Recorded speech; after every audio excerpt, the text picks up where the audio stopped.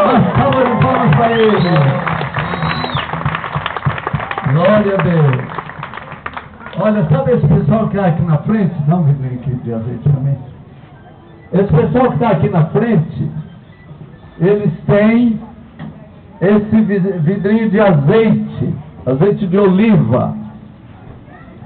E eles vão se espalhar aqui nessa praça.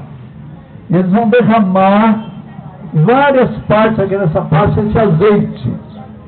Temos aqui uns 15 vidros, né? De azeite. Vai derramar todo, não é só uma gotinha não, é todo, até o fim.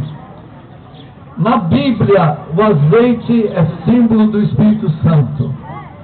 Derramando esse azeite, nós estamos fazendo um ato profético, dizendo que o Espírito Santo está descendo poderosamente sobre esta cidade, que vai haver um reboliço do Espírito Santo, poder do Espírito Santo, os dons do Espírito Santo, o Espírito Santo levando as pessoas a entenderem as Escrituras Sagradas, a entenderem o caminho de Deus. Então esse pessoal aqui vai se espalhar, vai derramar esse azeite e eles vão, vocês lembram que primeiro vocês vão ter que fazer o quê? Isso, primeiro vocês vão fazer isso.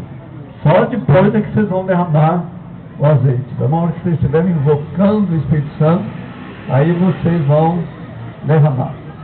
Quantas pessoas que querem vir ajudar a fazer isso? O pessoal, vocês podem ficar mais longe agora assim? Deve ser um grupo ali, ó, pra lá. Isso. Porque aí o pessoal sabe, né? Que grupo vai.